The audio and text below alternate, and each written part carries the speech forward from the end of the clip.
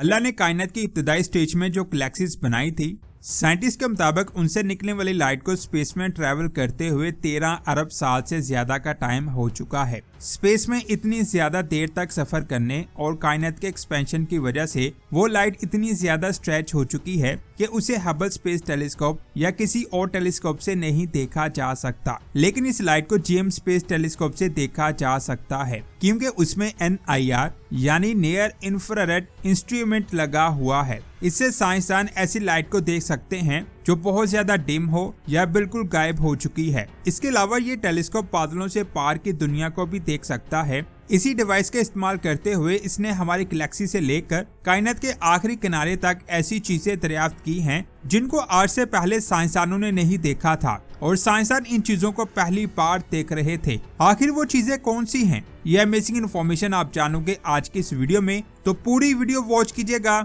और आप देख रहे हैं स्पेस वर्ल्ड। सबसे पहले हमारी गैलेक्सी में होने वाली डिस्कवरीज की बात करते हैं, फिर आहिस्ता आहिस्ता कायनात के आखिरी किनारे तक जाएंगे। सबसे पहले बात करते हैं एक नेबुला जिसका नाम NGC 3324 है। ये नेबुला एक बहुत बड़ी नेबुला का छोटा सा हिस्सा है जिसका नाम कैरिना नेबुला है। ये नेबुला हमसे 7600 लाइट ईयर दूर मौजूद है। इस नेबुला के सेंटर में एक खाली जगह है जिसे आप यहाँ स्क्रीन पर देख सकते हैं। असल में यहाँ बहुत तेज हवा चल रही है। इस तेज हवा ने यहाँ की धूल और पार्टिकल्स को एक साइड पर इकट्ठा कर दिया है, जिसकी वजह से ये जगह खाली हो चुकी है। ये इस खाली जगह का बॉर्डर है जिसकी क्लियर इमेज को आप देख सकते हैं। यही वो इमेज है जो इंटरनेट पर बहुत ज्यादा वायरल थी। इसी इमेज में आप बहुत ज्यादा डस्ट के बादलों को देख सकते हैं जिनके अंदर स्टार्स की फॉर्मेशन हो रही है। ये पहली बार था जब साइंसदान इस जगह स्टार्स की फॉर्मेशन को देख रहे थे, क्योंकि जब किसी स्टार की फॉर्मेशन होती है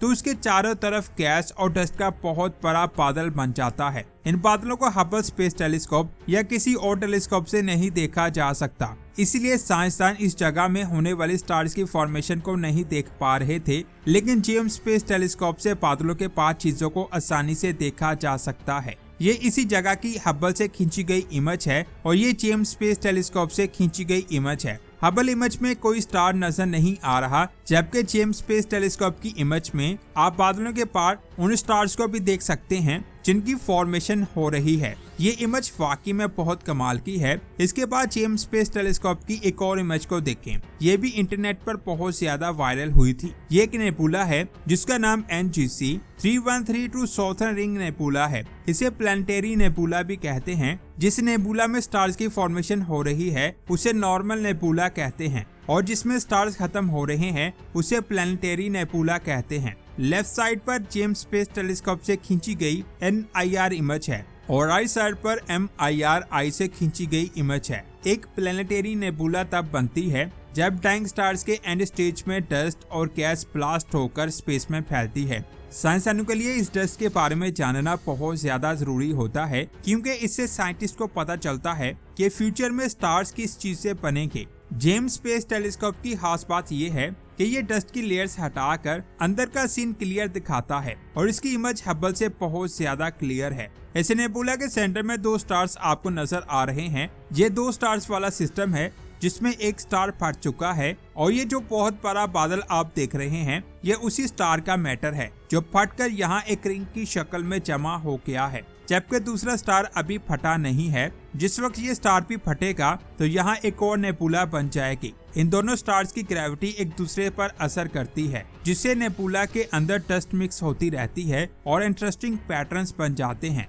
ये तस्वीर वाकई में बहुत ज्यादा खूबसूरत है। अल्लाह अकबर। इसके बाद हम अपनी गैलेक्सी से बाहर चलते हैं। ये है टैरेंटुला नेबुला जो हमसे 1,61,000 लाइट ईयर दूर है। इसका नाम टैरेंटुला नेबुला इसलिए रखा गया है क्योंकि ये मकड़ी जैसी लगती है। ये नेबुला कायनात के एक दौर से मिलती जुलती है जिसे कॉस्मिक नून कहते हैं। कॉस्मिक नून कायनात का वो वक्त था जब कायनात की फॉर्मेशन के 1 अरब साल बाद सबसे ज्यादा स्टार्स की फॉर्मेशन हो रही थी, और जेम्स स्पेस टेलीस्कोप ने यहाँ बिल्कुल नए बनते हुए स्टार्स देख लिए हैं, जिनसे स्टार्स की फॉर्मेशन को बहुत अच्छे तरीके से समझा जा सकता है। इसके बाद हम इस नेबुला से आगे इन 5 गैलेक्सीज के पास चलते हैं। इनको स्टीफन क्विंटन कहते हैं। ये 5 गैलेक्सीज का ग्रुप है। साइंसदान का कहना है कि इनमें से 4 गैलेक्सीज आने वाले वक्त में टकरा सकती हैं। लेकिन दो गैलेक्सीज ऑलरेडी एक दूसरे से टकरा रही हैं। जेम्स स्पेस टेलीस्कोप की वजह से हम यहाँ बहुत गर्म डस्ट को देख सकते हैं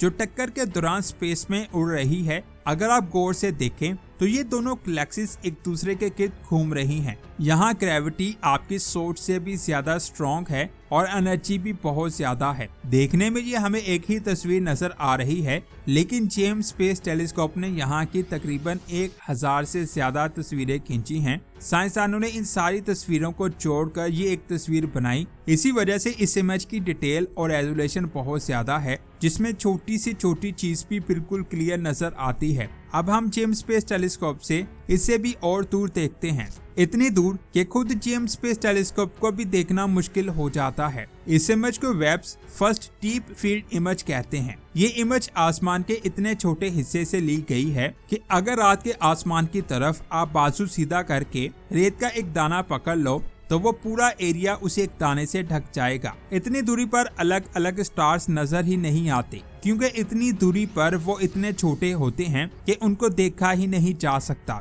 यहाँ जो आपको रेड कलर के छोटे छोटे डॉट्स नजर आ रहे हैं, ये स्टार्स नहीं बल्कि गैलेक्सीज हैं। जी हाँ, आपने बिल्कुल सही सुना। यहाँ पर एक डॉट एक गैलेक्सी है और इतनी दूरी पर इन गैलेक्सीज को भी देख पाना बहुत ज्यादा मुश्किल है। यहाँ पर आप फिश लेंस जैसा इफेक्ट भी देख सकते हो जो ग्रेविटेशनल वार्पिंग की वजह से होता है। करीब वाली बड़ी गैलेक्सीज लाइट को मोड़ देती है, जिससे पीछे वाली गैलेक्सीज टेढ़ी मेढ़ी या स्ट्रेच होकर दिखाई देती है। अब जरा दिल की धड़कन थाम ले, क्योंकि अब हम ऑब्जर्वेबल यूनिवर्स के आखिरी किनारे को देखना शुरू करते हैं। इस इमेज में कायनात की सबसे पुरानी गैलेक्सीज में से एक गैलेक्सी मौजूद है। जब गैलेक्सी कायनात की फॉर्मेशन के कुछ टाइम बाद बनी तो उससे निकलने वाली लाइट अब जाकर जमीन तक पहुंची है, लेकिन सोचने वाली बात यह है कि हमें वो गैलेक्सी दिखाई नहीं दे रही। आखिर वो गैलेक्सी कहाँ है? उस गैलेक्सी को देखने के लिए हमें जूम इन करना होगा। इस छोटी सी लाल गैलेक्सी से आने वाली लाइट के अंदर मौजूद खास निशान को देखकर साइंटिस्ट ये पता लगाते हैं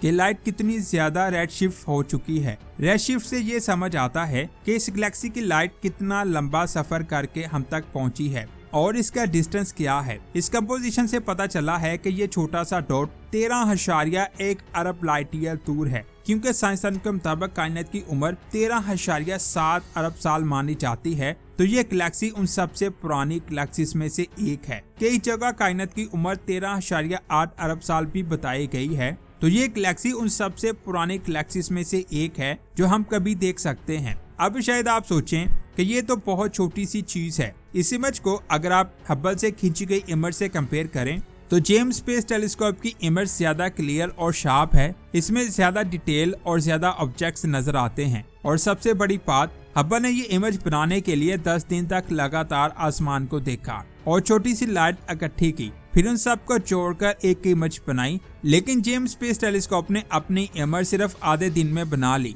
इसका मतलब ये है कि अगर जेम्स स्पेस टेलीस्कोप इतने कम टाइम में इतनी डिटेल इमेज ले सकता है, तो सोचो अगर इसे हबल जितना टाइम मिल जाए तो इमेज कितनी ज्यादा पावरफुल और डिटेल्ड हो सकती है। आपका इन तस्वीरों के बारे में क्या कहना है, नीचे कमेंट्स करके जरूर बताएं। अल्लाह ने एक लिमिट रखी है और साइंसदान उस लिमिट तक ही जान पाते हैं, उस लिमिट से आगे नहीं जा सकते। आपका इन तस्वीरों के बारे में क्या कहना है, नीचे कमेंट्स करके जरूर बताएं। इस वीडियो को लाइक और शेयर लाजमी करें। मिलते हैं एक और शानदार वीडियो में। अपना बहुत सारा ख्याल रखें। अल्लाह हाफिज।